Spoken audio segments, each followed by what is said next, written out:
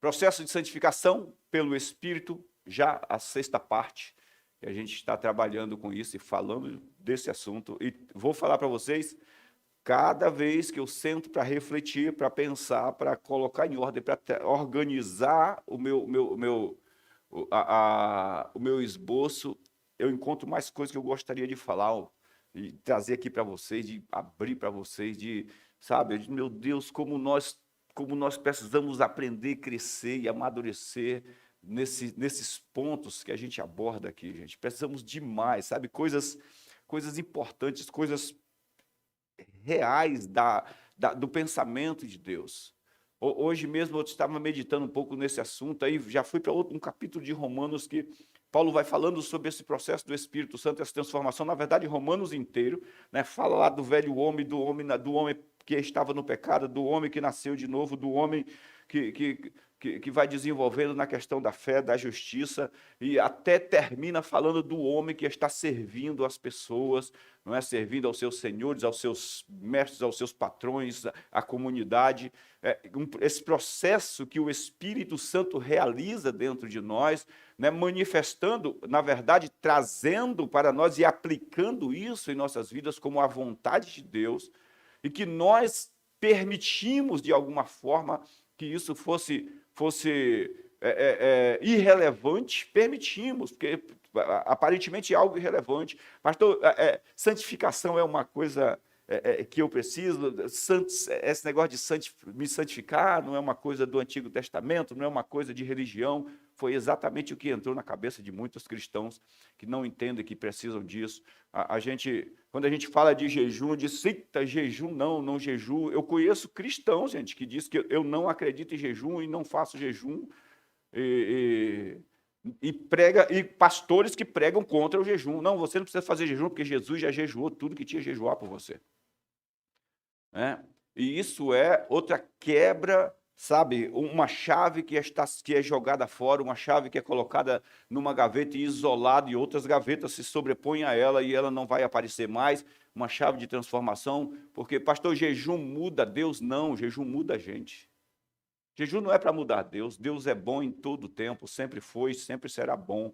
Deus quer dar e é generoso em dar, é doador, mas nós temos a dificuldade da percepção, do pensamento, da ideia, do coração de Deus. Então, no momento em que eu dou uma quebrada, uma amolecida na parede, sabe, que é a nossa carne, a Bíblia diz que o corpo de Jesus tornou-se o véu do templo. O véu foi rasgado, o corpo dele tornou-se o véu do templo. Nós acessamos o lugar santo dos santos por meio de Jesus. Ele agora é o véu do templo.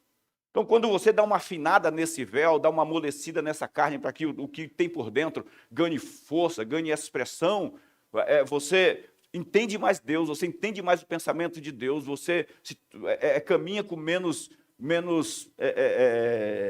essa essência do velho homem, da velha natureza, orgulho, soberba, sabe? Então, jejum é uma chave. Mas quando falo em jejum dentro da igreja, hoje, infelizmente, quando eu falo da igreja, não estou falando de nós, estou falando da igreja em geral. Muita gente tem um pensamento de que, não, eu vou ficar sem comer. Deus não quer que eu fique sem comer. Deus me dá abundância para não ficar sem comer. E não entende que isso são chaves, que essas coisas são chaves que estão sendo deixadas para trás. E eu vou trazer aqui uma mensagem para vocês sobre o jejum, para vocês, e vou estabelecer aqui que entra, fecha a porta, e coloca uma dinamite lá, que abrir, ela explode, a gente vai ficar aqui uns 3 dias, sem comida aqui dentro, né? Aí quando terminar, vai ser uma série, um seminário. Quando terminar, acredito que vai estar um cemitério aqui dentro. Tanta gente morta. Mas o processo de santificação pelo Espírito não é apenas uma santificação. Eu estou falando aqui de um trabalho que o Espírito Santo faz em nós, nos moldando, trabalhando dentro de nós, para que a gente seja transformado segundo a visão de Deus a respeito dos seus filhos. Eu estava falando para a Cláudia, com a minha esposa, ontem, né? Ontem à noite a gente estava conversando um pouco sobre como nós somos privilegiados pelo relacionamento com Deus, pela comunhão. Somos capacitados pelo Espírito para enxergarmos de acordo com o ponto de vista de Deus, né? E eu dei um exemplo para ela ontem à noite, que você imagine que você escala uma montanha, e uma montanha muito alta, que você tem uma visão gloriosa do mundo, assim, muito alto. E quando vamos lá, sei lá, o Pico Everest, que é 8.500, 8.700 metros, sei lá, por aí. Você está lá em cima, e quando chega lá em cima só tem 2 pontos de visão, não é? Para você enxergar tudo completamente. E aí você subiu, quando você olha naquele ponto, tem um inimigo, uma pessoa que você não tem um relacionamento com ela, que você não fala com ela, que é um opositor seu. E você vai para outra ponta, e você enxerga tudo que você quer enxergar ali naquela ponta, mas no outro lado está lá seu inimigo, você fica lá, ele não sai de lá, ele também não vem para cá, e você desce e vai embora, e perdeu um ângulo de visão maravilhoso. O que Jesus fez, né, o Espírito fez em Cristo, foi nos inserir num relacionamento com Deus, onde eu posso agora chegar e olhar através dos olhos de Deus, chegar naquele lugar onde nós não chegávamos, manter um relacionamento onde a gente pode olhar, ter uma visão do mundo, ter uma visão das pessoas, ter uma visão das coisas através do olhar de Deus. E isso é maravilhoso. Então, quando nós falamos de santificação pelo Espírito, é um trabalho, é essa construção que o Espírito Santo vai fazendo dentro dos filhos de Deus. Como Paulo disse aos Gálatas, eu trabalho arduamente até que Cristo seja gerado em vocês, ou até que Cristo cresça e se torne uma realidade prática na vida de vocês. Não é? Ao entendermos que a vida com Deus não é um ensino didático, onde eu aprendo e sei que mas só digo legal, gostei, mas não coloco em prática, né? A vida com Deus não é isso. A vida com Deus é uma caminhada prática, é um relacionamento, onde eu vou me tornando. Eu vou me tornando. Então, eu peguei aqui o primeiro verso, que é Romanos 8,14, que ele diz assim, olha, porque todos os que são guiados pelo Espírito de Deus são filhos de Deus. Dando aqui ênfase a essa palavra guiado, essa expressão guiado, que fala de dirigido, pessoas que ouvem a voz, pessoas que têm a sensibilidade de ouvir a direção, pessoas que têm a sensibilidade de se mover de acordo com o caminho que o Espírito especifica. Então, quando a Bíblia usa ali a palavra filhos, que é uma palavra grega que se refere a alguém já maduro, alguém que já tem uma experiência, alguém que entende a voz do Espírito Santo, a voz de Deus, alguém que, quando olha para a palavra, vê o sucesso no que está lendo, no que está ouvindo, no que está recebendo. O grande problema nosso é que nós tentamos avaliar a palavra depois que abrimos e lemos. Na verdade, a Bíblia ela é a palavra de Deus, ela não contém a palavra de Deus, ela é a palavra de Deus. Então, quando eu vou para a Bíblia, quando eu vou para a igreja ouvir uma mensagem, quando eu ligo o meu som para ouvir uma mensagem, eu tenho que entender isso antecipadamente no meu coração, que eu vou ouvir a direção de Deus para a minha vida. Não é? E é boa direção. Uma outra coisa que nós enfrentamos muito, porque eu vou entrar aqui um pouco sobre a questão da santificação da nossa mente, que nós perdemos muito, é a questão da dúvida ou da possibilidade das coisas darem errado.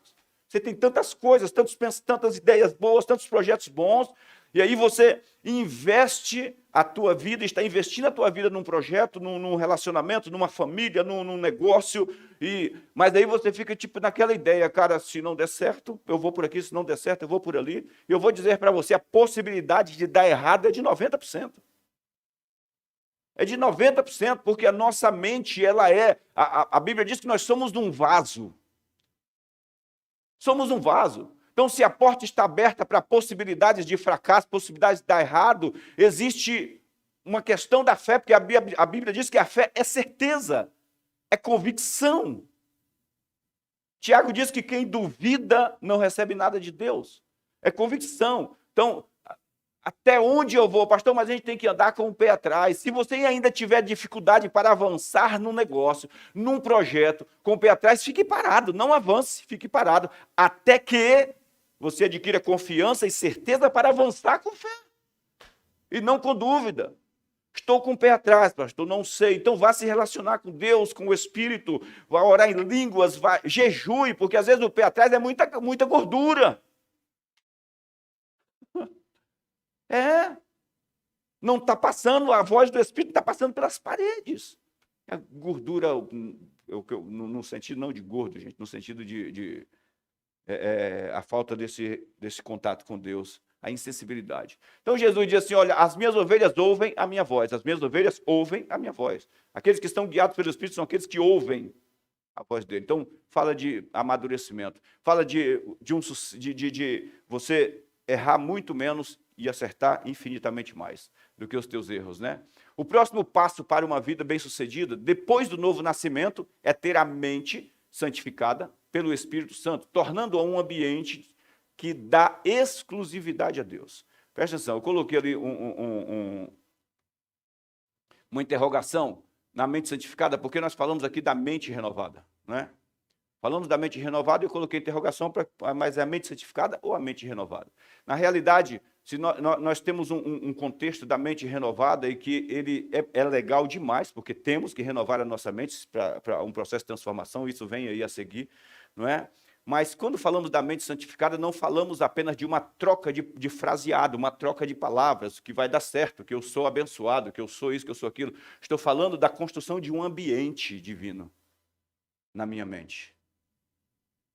Estou falando da construção de um ambiente dentro de mim. Não é uma troca de palavras. Não é varrer a casa, e ó, minha casa está varrida e agora eu coloquei utensílios novos. Não, é trocar a casa. É trazer uma essência para dentro dos meus pensamentos, essência de pensamentos. Onde de forma natural e comum há um reconhecimento do mal e, consequentemente, uma aversão a ele. Há um reconhecimento do mal e uma aversão a ele. A questão do desequilíbrio, onde a Bíblia diz que Deus odeia o mal, Deus detesta o mal, Deus é inimigo do mal. E às vezes na nossa mente nós sabemos que o mal é mal. Eu sei que o mal é mal. Renovação da mente, eu sei que o mal é mal. Santificação da mente, eu sei que eu odeio o mal, eu detesto, eu aborreço o mal. Não é apenas uma questão de saber que o mal é mal, não é? Romanos 12, 2, Paulo diz assim, olha, não se amoldem ao padrão deste mundo, mas transformem-se pela renovação da sua mente, para que vocês sejam capazes de experimentar e comprovar a boa, agradável e perfeita vontade de Deus. Essa é a versão da NVI, nova versão internacional, que ele diz assim, ó, sejam transformados através da renovação da mente de vocês. Então ele está falando aqui, com a renovação da mente, acontece uma transformação na minha vida, uma transformação no meu caráter, uma transformação no meu posicionamento com relação a Deus, uma transformação na minha forma de enxergar as coisas, uma transformação de dentro para fora. Mas quando a gente fala dessa questão da transformação, não é apenas uma transformação novamente digo, do que eu falo, mas uma transformação do meu estilo de vida, da minha forma de viver. Não é disso, não sejam amoldados a este mundo, mas transformem-se pela renovação da mente de vocês, para que vocês sejam capazes de experimentar e comprovar a boa, agradável e perfeita vontade de Deus. Olha só, a palavra renovação, vou voltar aqui o verso, né? Voltar o verso. Não se amolda ao padrão deste mundo, mas transforme-se pela renovação, veja essa palavra, anakainosis, que é a palavra grega que é usada naquele texto. Eu trouxe aqui só alguns pontos para vocês captarem aí. Anakainosis é oriundo de duas palavras. A primeira que é aná, primeira frase entre as primeiras sílabas, que significa para cima, transformem-se, anakainose. Para cima ou completando um processo. Vamos pegar a ideia de Paulo em Filipenses, quando ele diz assim, pense nas coisas de onde? Do alto, de cima. De cima. Vai chegar ali, ó. E a segunda palavra é kainó, tornar fresco, tornar novo. Receba as coisas do alto e torne novo. Fresco, gente, não é algo que foi morto há um ano. Fresco não é algo que foi sacrificado há 3 dias. Não, fresco é o atual. Quando você vai no açougue que alguém diz, olha, carne fresca, o boi foi morto de manhã. Se não foi morto de manhã, se foi morto ontem, já não é carne fresca. Fresco é o que foi colhido na horta hoje. Trouxe para você ainda com raízes. Isso é fresco. Então, quando fala de renovação, renovem o vosso entendimento, receba do alto, recebam de cima, porque quando você recebe de cima, você torna novo tua forma de pensar. Vocês entendem que não é uma mudança de palavras. Não é uma mudança de palavras. A igreja, hoje, está carregada. Não é só a igreja protestante. Você vai na igreja católica, você vai nos centros espíritas, está carregado de gente dizendo, vai dar certo. Você vai nos coaches. Qual é a linguagem do coach? Você consegue. Vai dar certo. Vou te dar a receita. Acorde às 5 da manhã, levanta a perna, bata 3 vezes o bico do pé no batente da sua porta, vai dar certo, vai dar certo, vai dar certo. Põe o dedo no umbigo, dá 3 pulinhos para trás, e diga vai dar certo, vai dar certo, vai dar certo. Coloca no teu espelho, vai dar certo. E passa o dia inteiro dizendo vai dar certo. Pastor, pode dar certo? Levantando às 5 da manhã, muito provável que vai dar certo, porque geralmente isso está sempre ligado à questão de dinheiro, e dá certo para crente, dá certo para descrente, dá certo para um monte de gente se trabalhar. Porque Deus disse, você quer ganhar dinheiro? Trabalhe. Não é? Então, o segredo da prosperidade só sobre dinheiro é trabalho. Um novo desenvolvimento, uma renovação alcançada através do poder de Deus ou pelo poder de Deus. A outra palavra é comprovar, para que vocês sejam capazes de comprovar. Essa palavra comprovar, gente, que é uma palavra muito legal, que é dokimazur, é aprovar por meio de testes. É feito para demonstrar o que é bom, ou seja, passa no teste, se passa no teste necessário. Eles para que vocês possam comprovar a boa, agradável, perfeita vontade de Deus. Preste atenção. Para você experimentar, comprovar a boa, agradável, perfeita vontade de Deus, você entender isso, é preciso que você seja transformado na sua forma de pensar. Só que transformado nesse sentido de santificação da mente, onde não é apenas uma palavra bonita que eu passei a dizer agora. Antes eu dizia que sou derrotado, agora eu digo que eu sou vitorioso. Antes eu dizia que não tenho dinheiro, agora eu digo que sou rico. Antes eu dizia que era doente, hoje eu digo que sou curado. Não é apenas isso. É um ambiente onde o próprio Espírito, ele toma posse de tudo, santificando, separando, dando exclusividade para Deus. Então agora eu sou capaz de comprovar, porque os meus pensamentos estão sendo geridos, não é, pela minha mente, agora são pensamentos de Deus. Então, eu tenho de Deus, eu tenho a porta esquerda e a porta direita e a outra porta. De Deus, agora qual eu posso escolher? Eu posso caminhar muito mais com Deus, eu posso me aproximar muito mais das coisas de Deus, eu posso tomar posse muito mais das promessas de Deus, eu posso, sei lá, servir muito mais com esse pensamento de Deus. E toda direção que eu tomar, eu terei essa opção do Espírito, essa direção do Espírito, deixa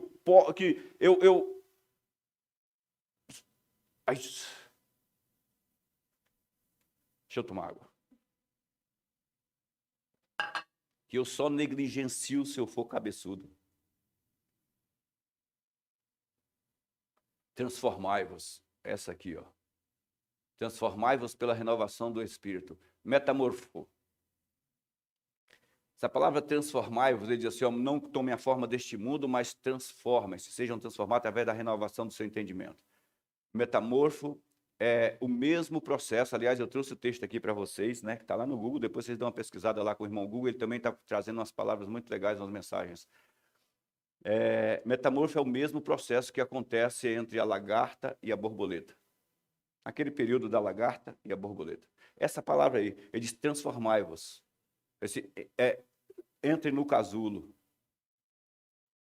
Só que o legal é que ele usa essa palavra, o pensamento, eu estava meditando nisso, eu disse, meu Deus, o pensamento do Espírito, quando o Espírito Santo colocou no coração de Paulo, para ele escrever isso, para ele falar isso, mandar isso para a igreja, eu fiquei pensando, enquanto ele estava entendendo o processo de transformação que acontece na vida do cristão, que mantém um relacionamento com Deus, que mantém uma vida com Deus, que mantém um dia a dia, sabe, o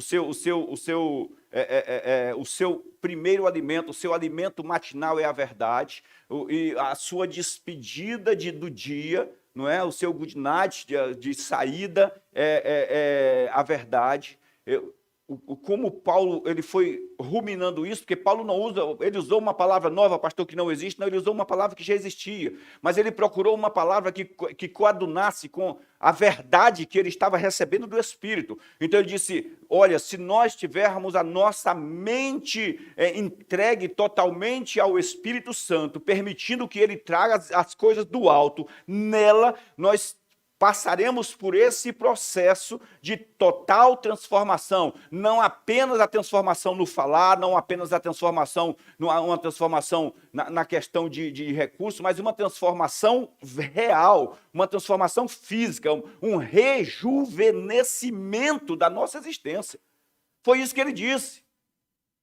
E eu fiquei pensando, eu disse, caramba, quando a Bíblia não fala exatamente quantos anos o pai de Abraão morreu, que Terá morreu, não fala quantos anos o irmão dele morreu, não é porque ele assume a responsabilidade de criar o sobrinho, Ló, que era filho do irmão de Abraão, mas provavelmente o irmão de Abraão, que era mais novo, morreu muito cedo, mas a Bíblia diz que Abraão, chamado por Deus, depois que ele já se achava velho com 100 anos, viveu mais 75. Porque com 100 anos, a Bíblia diz que ele não atentou para o seu próprio corpo, amortecido por já ser de 100 anos. Mas o fim da vida de Abraão foram 175 anos. Significa que com 75, ele foi chamado por Deus e viveu 100 anos. Rejuvenescimento, uma transformação aconteceu na vida daquele cara, que fez com que ele vivesse bem e saudável. Então, essa palavra metamorfo fala de uma transformação total, não é? Vamos aqui continuar na nossa caminhada. Metamorfo também é oriundo de duas palavras gregas, que é meta, mudar, depois de estar com, ou no caso, estar em. A meta, que é mudar depois de estar com. Para quem é essa transformação? Para os filhos de Deus, para a nova criatura. E a outra palavra que é morfó, mudar de forma de acordo com a realidade. Meu Pai. Mudar de forma. Vocês entendem agora quando a Bíblia diz que vocês estão assentados em lugares celestiais em Cristo?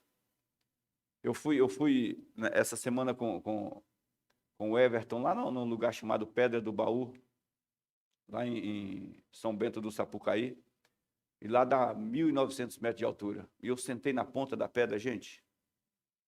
Fiquei olhando aquela imensidão de terra, de espaço, Esse é o lugar dos filhos de Deus, só que não vendo apenas esse pedaço da região, mas vendo toda a terra. A Bíblia diz que você está sentado em lugares celestiais com Cristo. Pensa nisso. Pensa nisso. Metamorfo é mudar de forma de acordo com a realidade. A sua realidade é diferente da realidade aqui da terra. A sua realidade é diferente da realidade aqui da terra. A nossa realidade, ela parte do pensamento de Deus a nosso respeito. A sua realidade com relação à santidade é que você tem uma natureza de Deus, gerado da semente de Deus, é isso que Paulo diz. Ele disse, você é santo. A sua realidade é que, pelo sangue de Jesus, você foi justificado. Deus aceitou o sacrifício de Cristo e bateu o martelo e diz, está justificado, você pode sair livre. É de liberdade. A nossa realidade é que nós temos a capacidade de Deus, que chama, onde o Espírito de Deus está, aí a liberdade, onde Ele é Senhor. Capacidade de Deus para escolher Deus. Gente, presta atenção. É o poder de Deus nos libertando para escolhermos Deus. Estou falando aqui de santificação da tua mente, que é uma renovação, desenvolvendo um ambiente real onde Deus possa atuar, porque isso vai produzindo, vai gerando e desvendando dentro de você o poder de Deus que te capacita para escolher o certo. É a capacidade de Deus para te dirigir sempre no caminho de vitória. Pastor, eu tenho aquela sensação de explosão, eu explodo, eu estouro. Eu quero dizer para você que se você entender isso no teu coração, nunca mais essa explosão momentânea vai te arrebentar e te colocar para baixo. Até eu gosto de uma expressão do pastor Hélio, eu uso muito essa expressão comigo mesmo. Né? Geralmente o primeiro pensamento, ele é do inferno. Ele vem sempre carregado de carne, de gordura, de coisas dessa terra. Para a gente pensar antes de fazer, pensar antes de falar. E o trabalho do Espírito Santo nos leva muito a isso. Mas vamos para transformai-vos. Eu peguei aqui essa historinha da metamorfose da lagarta, na historinha, né? É a ciência mesmo, né? E eu vi nos 3 sites para ver se era a mesma coisa, se falava do mesmo ponto, embora eu já tivesse lido isso antes na escola, nós lemos lá atrás, na 4ª série, quando eu estudava alguns anos atrás, poucos anos atrás. Primeiro a lagarta se digere, liberando, na verdade ele era liberando, né? Liberando enzimas para dissolver todos os seus tecidos. Se você abrisse um casulo ou uma crisálida no momento certo, uma sopa de lagarta escorreria para fora, mas o conteúdo da pulpa pulpa não é inteiramente uma massa amorfa. Presta atenção. Primeiro a lagarta se digere. Você entende que essa questão de nós sermos transformados na nossa mente, ela é resultado da minha aproximação com Deus. É uma ação que eu faço. A borboleta deixa os ovos dela lá, esses ovos se tornam uma larva, essa larva começa a crescer e se mover e comer folhas, comer folhas, comer folhas. Quando chega num determinado tempo, ela pode demorar 3 meses ou 1 ano. Depois, quando ela chega num determinado tempo, ela própria constrói o seu casulo, ela constrói o casulo em torno dela e se pendura de ponta cabeça. Ela se expõe a uma transformação. Ela se expõe. Eu fico imaginando, sabe, isso é uma imaginação minha, gente, porque não fala do cérebro da lagarta, mas uma lagarta andando na folhinha e vendo a borboleta passar. Espera, já eu estou aí. E passou uma borboleta bonita, fique em paz. Estou aí. Talvez a lagarta tenha melhores pensamentos do que muitos crentes. Porque o texto, ela olha para quem está em vitória, quem está voando, que é o lugar para onde ela vai. Não inteiramente, certos grupos de células altamente organizadas, conhecidas como, dá uma olhada, isso aí, gente. Discos imaginais sobrevivem ao processo digestivo. Células denominadas como discos imaginais sobrevivem ao processo antes de eclodir. Quando uma lagarta ainda está se desenvolvendo dentro do seu ovo, ela desenvolve um disco imaginal para cada uma das partes do corpo. Sabe a célula tronco ganha qualquer forma dentro do corpo. Onde você instalar ela no membro, ela se desenvolve de acordo com aquele membro. No caso da lagarta, não é uma célula tronco. É uma célula já pré-criada dentro dela, na sua semente, já tem aquilo que ela vai se tornar. Cara, eu estava lendo isso aí, eu disse, meu Deus, está aqui. O que Deus pensa sobre os filhos. Quando você lê João, 1 João 4,5, diz assim, todo aquele que é nascido de Deus vence o mundo. Você foi criado para vencer por natureza. Ou seja, você já é vitorioso na sua concepção. A lagarta está lá, você olha a lagarta esquisita, estranha, mas dentro dela já tem o DNA de borboleta. Ela vai voar, vai chegar a hora certinha que ela vai voar. E ele se desenvolve um disco imaginal, cada uma das suas partes, das partes do corpo, do corpo adulto, de que necessitará como borboleta ou mariposa madura para seus olhos, asas, pernas e assim por diante. Isso é demais. Eu até brincava, né, que tem gente que nasceu para viver igual lagarta, só comendo, engordando até morrer. Eu vou parar de usar a pobre da lagarta porque ela é extraordinária. E li mais muita coisa sobre lagarta ontem, eu estava examinando o texto. Mas vamos lá, vamos seguir. Está aqui, eu trouxe para a foto para vocês saberem do que eu estou falando. Né? Está ali o processinho da lagarta pendurada, ela desenvolvendo o próprio casulo, e até o processo ali. Esse processo pode durar 3 semanas, mais ou menos, até ela chegar ali na fase adulta. Depois ela vai viver de 1 mês, olha a coisa, gente. Vai viver de 1 mês a 1 ano. Tem borboleta que vive apenas 30 dias, tem borboleta que vive 1 ano. O processozinho de casulo ali, 3 semanas. E a vida da lagarta, mais ou menos aí uns 3, 4 meses, depende também, ela pode durar um pouquinho mais, mas geralmente ela dura de 1 a 5 meses também. É muito legal vocês saberem disso aí. A santificação da mente consiste em fechar a porta da possibilidade de o errado a seu respeito ser certo. Santificação da mente consiste em fechar a porta da possibilidade de o errado a teu respeito ser certo, ou dentro de você. Está dizendo que você pode até ter comportamentos errados, você pode até aceitar uma ideia errada, pode até entrar uma ideia errada, mas ela nunca vai encontrar cama quentinha e chuveiro, cama, cobertor e chuveiro quente dentro de você para ficar. Haverá sempre um posicionamento seu em oposição a tudo que não faz parte da sua vida. A tudo que não faz parte. Aliás, o que impulsiona os filhos de Deus é exatamente isso, a ideia de Deus de crescimento constante. Você está sempre crescendo. Significa que estamos em crescimento, estamos deixando as coisas que eram para trás e recebendo as coisas que há de vir quando estamos com a mente aberta para o alto, recebendo do alto. É crescimento. Basicamente, quando a sua mente vai sendo santificada, você vai sendo transformado ou transformada. Conforme a minha mente vai sendo santificada, preste atenção. Você quer entender se uma pessoa entendeu essa questão da santificação da mente está em processo? Veja a transformação real exterior dela. Não estou falando de transformação da forma que fala, a forma dela viver, os comportamentos, a questão de mudança de caráter. Está cheio de gente confessando que Deus é meu Senhor, que tal, mas é caloteiro, mentiroso, enganador, traíra, e X8, X9, X... um desses X's aí. É verdade. É verdade, gente. E conforme você está sendo transformado, o que lhe pertence vai sendo confiado a você. É uma coisa que eu falo aqui sem medo de errar. Está cheio de crente que acabou de chegar, não é? Menino, é menino, nasceu de novo agora, é menino, se comporta como menino, vive como menino, mas acha que Deus vai confiar toda a plenitude de bênçãos, de coisas aqui nas mãos dele. Não vai. Amadurecimento no relacionamento com Deus, ouvir direção do Espírito, é uma abertura, um alargamento das fronteiras para que você possa desfrutar de toda a plenitude dele.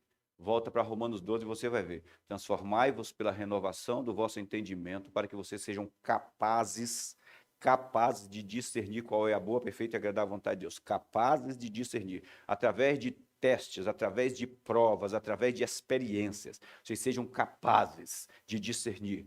Capazes de discernir. Capacitação vem com relacionamento, crescimento, sabe? Tempo sentado ouvindo. Crescimento é isso, é tempo sentado ouvindo. A fé vem por ouvir, e ouvir pela pregação da palavra de Cristo.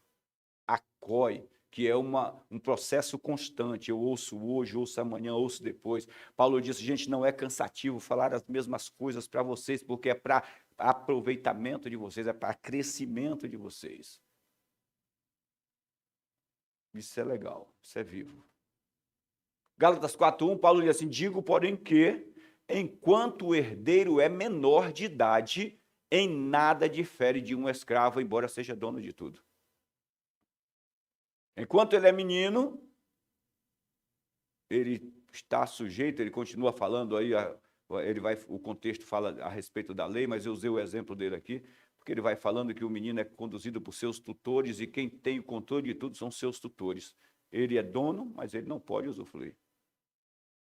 E a gente não vai jamais comprar sei lá, uma Ferrari e entregar na mão de uma criança, de um menino de 18 anos, só porque ele tirou carta. O meu filho tirou carta, vou dar uma Ferrari para ele. Filho, pelo menos um pai sano, inteligente, ainda que ele possa fazer isso. Filho, vai amadurecer um pouquinho, vamos comprar aqui um carrinho mais inferior, porque senão daqui a pouco você está... Eu já fui nesse ponto, e se a gente for descer um pouquinho mais, é como comprar uma moto e dar para um menino de 12 anos. Aliás, na rua lá tem um menino de 12 anos fazendo besteira, arranhando os nossos carros, atropelando outras crianças com a porcaria de uma moto. Agora que eu lembrei, chega lá, vou pegar uma Bíblia grande que eu tenho lá, aquela católica desse tamanho, jogar na cabeça dele lá de cima.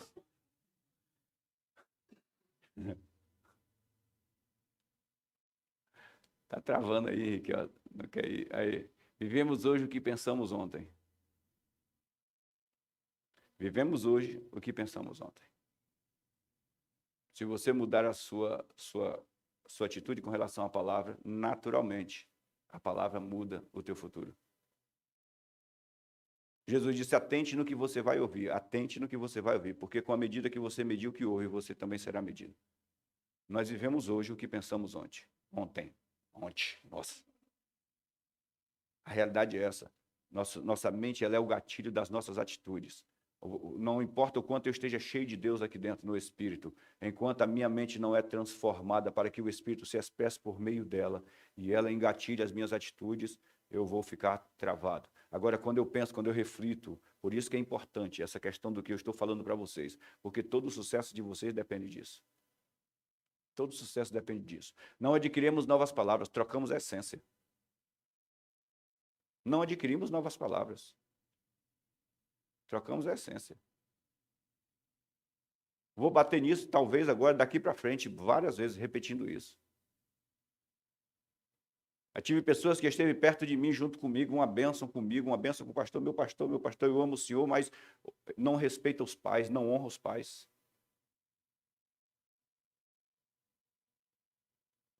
Um monte. Meu pastor, isso é puxa-saquismo.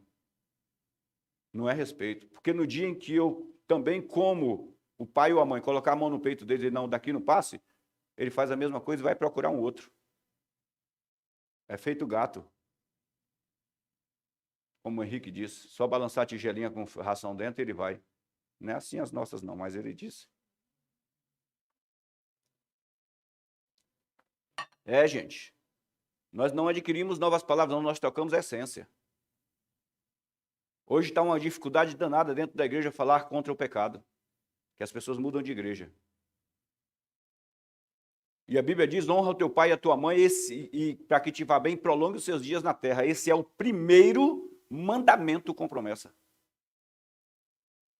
Não consegue perdoar os pais, não consegue perdoar ninguém, aí Jesus diz assim, olha, se você tiver fé, tem de fé em Deus, porque se você disser a este monte, ergue-te, precipita-te no mar, e crer no que disse, e não duvidar em seu coração, vai acontecer contigo. Mas ele continua dizendo, próximo verso, enquanto estiver orando, se tiver alguma coisa contra alguém, perdoa. Então nós não adquirimos novas palavras, gente. Nós temos escola de treinamento para se adquirir novas palavras, para a pessoa falar correto, falar coisa que acha que vai dar sucesso. Escolas para isso. E não é essa a ideia do cristianismo. A ideia do cristianismo é essência, é essencial. O que é essencial é o Espírito de Deus dentro de mim, dentro de você, gerando Cristo dentro da gente, realmente fazendo de você novo. Eu comecei lá, se alguém quiser acompanhar essa série, está no nosso canal. Você só acessa lá, acompanhe a série e você vai ver. Comecei falando o que é novo, o que é santo. Santo é algo novo. Santo é algo que não existe, algo não existia, algo diferente. Santo não é um homem do Antigo Testamento fazendo coisas grandes, fazendo milagres. Não, a gente estava conversando com o Henrique essa semana, né? Nós falamos um pouco sobre isso. Que o cara que Jesus diz que não teve um homem nascido de mulher maior do que ele, é um cara que não fez nenhum milagre. Que é João Batista. Jesus disse, gerado de mulher, não tem um maior do que João Batista. No entanto, o menorzinho no reino do céu é maior do que ele. Então não tem a ver com realização de milagre. Jesus quebra tudo isso anunciando sobre João Batista. Só que o nascido de Deus é a essência de Deus se movendo na terra. Porque às vezes as pessoas começam a se apegar, não, que eu não vejo milagre melhor do que um milagre da cura do câncer. É não precisar dele. Esse é o maior milagre, é maior do que ser curado. É viver curado. Maior do que aparecer 100 mil na minha conta no banco, é eu não precisar que apareça. Ter a minha vida controlada, equilibrada por Deus. Administrando. Maior do que o milagre de Deus restaurar um casamento que estava falido, sem amor, é um casamento que esteve sempre controlado e equilibrado na presença do Pai. Gente, É importante que a gente conte essas coisas, que nós teremos isso, as casas de misericórdia, é para quem não consegue ainda usufruir os hospitais, usufruir plenamente da cura. E nós temos muitas essas questões de pessoas batendo, não, mas que, gente, não é essa radicalidade, não quero ser radical, quero dizer que o médico foi Deus que deixou, aliás, a Bíblia menciona Lucas como médico, não precisaria falar que ele era médico, poderia falar somente Lucas, mas fala que ele é médico. Então, é de Deus também. Mas é legal quando somos transformados, metamorfo, pela renovação do nosso entendimento, nós entendemos qual é a perfeita, agradável e boa vontade de Deus. Nós podemos discernir isso. E a perfeita vontade de Deus é que os filhos dele andem em plenitude de saúde, em plenitude de prosperidade, com famílias abençoadas, felizes. Não é famílias que não têm alguns atritos, claro que tem. Qual é a mulher que gosta de acordar às 6 horas da manhã, cozinhar até meio-dia, quando o marido chegar a comer e não fazer um elogio ou ainda fazer um desdém? Nossa, esqueceu de bolsar hoje? Nenhuma gosta. Qual é a mulher que gosta de trabalhar o dia inteiro fora, ajudando o marido, e quando chega à noite ele diz assim, ó, arrumar a casa é função da mulher? Nenhuma gosta. Então tem sim os conflitos. Vai ter uns momentos assim. Mas poder terminar tudo em paz. Jesus deixa claro, ele diz assim, gente, irai-vos, mas não... tem liberdade para se irar. Dá vontade de matar, de arrancar os olhos, de, sei lá, de jogar um óleo quente dentro do ouvido quando estiver dormindo, de mandar instalar um ventilador bem no meio da cama, assim, ligar aí com toda a velocidade com um parafuso só e deixar o marido dormir na frente.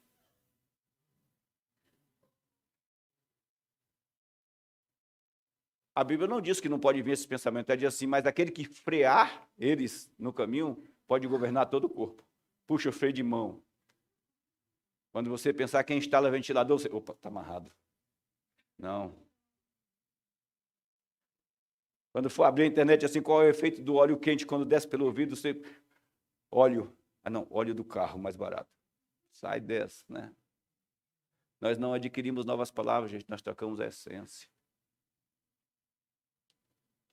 Viver santo não é o fruto de uma instrução acadêmica ou o treinamento de um comportamento politicamente correto. Não, não é. A academia não torna ninguém com uma vida na prática cristã de verdade. Vou falar para você, ler 50 vezes a Bíblia não te torna alguém com uma prática cristã de verdade. É um coração humilde, disposto a ouvir e colocar em prática que torna. A Bíblia não fala que Enoque tinha uma Bíblia lá atrás. Não fala que alguém escreveu para ele ler e aprender. Mas a Bíblia diz que Enoque andou com Deus e já não era, deixou de existir. Ou seja, aquele cara se misturou com a essência divina. O viver santo é a essência do próprio Deus sendo expressa por meio da nova criatura aqui na terra. Isso é o viver santo. Mentes puras, corações puros, verdadeiros, pessoas que freiam, que andam em equilíbrio, domínio próprio, pessoas que amam incondicionalmente, sabe discernir, sabe direitinho qual é o caminho, é isso aqui, ó, é de Deus. Pessoas que não andam envergonhando ninguém. A Bíblia diz que o amor não se comporta de forma mal. O amor não expõe ninguém. Tudo sofre, tudo crê, tudo espera. O amor não é injusto, não torce pela desgraça de ninguém. O amor se alegra com o sucesso do próximo. Se alegra com o sucesso e se entristece com a derrota até do próprio inimigo. Se entristece com a derrota do inimigo. É viver expressando a essência de Deus. Êxodo 34, ao descer do Monte Sinai com as 2 tábuas da aliança nas mãos, Moisés não sabia que seu rosto resplandecia por ter conversado com Deus. Absorve, ele absorve. Estão entendendo que santificação, gente, é o caminho para o sucesso, para a gente. Lucas 11, qual pai entre vocês, se o filho lhe pedir um peixe, em lugar disso lhe dará uma cobra? Ou se pedir um ovo, lhe dará um escorpião? Se vocês, apesar de serem maus, sabem dar boas coisas aos vossos filhos, quanto mais o Pai que está no céu, ele dará a vocês o Espírito Santo a quem pedir. Eu peguei esse texto do livro do Evangelho de Lucas, porque Lucas vem narrando um outro texto que ele diz sobre um amigo importuno, que de madrugada ele vai na casa do amigo pedir pão, porque chegou uma visita e ele não tem nada para oferecer. E o amigo insiste, bate, aí Jesus diz, né, resumindo o texto, Jesus diz assim, olha, se o amigo não acordar, não é, por outra coisa, ele vai acordar por ser importuno. Se ele não acordar por ser seu amigo, vai acordar por você tê-lo importunado. Ele lhe dará o que você precisa. Ele lhe dará o que você precisa. Depois ele diz assim, olha, qual pai dentre vós, que se o filho pedir isso, ele lhe dará aquilo, se pedir o bem, ele lhe dará o mal. Aí ele diz, ele lhe dará o Espírito Santo, porque o Espírito Santo é quem vai dizer e te ensinar e te dirigir a respeito do que você possui e precisa. É ele que vai produzir o equilíbrio entre o que você precisa. Porque nem sempre o que a gente pede é o que a gente precisa. Sem um contato com ele, nós vamos viver fazendo orações vazias. Tiago diz, sabe por que vocês não pedem e não recebem? Porque vocês pedem baseado na guerra que existe dentro de vocês. A guerra da vaidade, dos sentimentos, a guerra do eu, para mim, por mim, comigo. Mas quando eu mantenho esse contato, abrindo meu coração para que ele possa produzir essa realidade, ele vai sempre me indicar aquilo que realmente eu preciso, e as minhas orações não serão mais vazias, elas serão recheadas de resultados. Recheadas de resultado. Os que são guiados pelo Espírito já entendem claramente, primeiro, quem são. Segundo, meu Deus, o que lhes pertence em Cristo. Eita! Quem são? Ah, é aí, Henrique? Vai, manda aí, Henrique. Eu estou apertando aqui, não está indo. O que lhes pertence em Cristo. Claramente são capazes de discernir o bem e o mal. Reconhecem que foram capacitados para viverem de acordo com a vontade de Deus. Reconhecem que foram capacitados para viver de acordo com a vontade de Deus. Eu posso dizer não porque eu tenho o poder de Deus para dizer não para aquilo que não faz mais parte da minha vida. Eu sou capaz agora de frear porque eu tenho o poder de Deus a meu favor para me ajudar na parada. Não vai deslizar, os pneus não vão travar e sair escorregando e capotar. Eu tenho agora o poder de Deus a meu favor. Eu creio nisso, é a minha realidade. 1 Coríntios 2, já é o fim, gente, a gente fecha aí. Nós, porém, não recebemos o Espírito do mundo, mas recebemos o Espírito procedente de Deus para que entendamos. Olha só, a palavra Espírito ali está em letra maiúscula. Você recebeu o Espírito de Deus para que você entenda o que Deus te deu gratuitamente. É Ele que diz. Agora, pastor, por que eu preciso jejuar? Está aí, ó. Porque a gente não escuta muitas vezes as direções do Espírito. É interessante que a Bíblia diz que para Jesus separar os apóstolos, ele sobe para um monte, passa uma noite orando e no outro dia desce e começa a chamá-los. Ele não preparou nada durante o trabalho que estava fazendo no meio do povo, ele preparava antes. E alguém falou, porque nós jejuamos e os seus discípulos não jejuam, ele diz assim, eles não jejuam agora, mas vai chegar a hora que eles vão ter que jejuar. Verso 13. Delas também falamos, dessas coisas que Deus nos deu gratuitamente, também falamos. Não com palavras ensinadas pela sabedoria humana, mas com palavras ensinadas pelo Espírito Santo. Interpretando verdades espirituais para os que são espirituais. Quem não tem o Espírito não aceita as coisas que vêm do Espírito de Deus, porque eles são loucura. E não é capaz de entendê-las porque elas são discernidas espiritualmente. Mas quem é espiritual, quem é nova criatura, e essa palavra espiritual que se refere a alguém amadurecido, quem é espiritual discerne todas as coisas, e ele mesmo não é discernido por ninguém. Quem é espiritual, quem é amadurecido, discerne todas as coisas, e ele não é discernido por quê? Porque o sistema espera uma resposta e ele dá outra. O sistema espera que quando ele receber um tapa na direita, ele dê um com a direita também, já com a esquerda preparada, e com o pé por baixo, com uma joelhada e uma cabeçada. Mas ele age diferente, então ele não é discernido. O sistema espera que quando ele é traído, ele cobre com a mesma moeda, e ele simplesmente trabalha com perdão, está perdoado, segue viagem. Agora ele termina dizendo, quem conheceu a mente do Senhor para que possa instruí-lo? E termina, nós, porém, temos a mente de Cristo. Você pode dizer comigo, eu tenho o Espírito Santo habitando dentro de mim. E ele revela a mente de Deus a meu respeito. Dá uma salva de palmas para Jesus.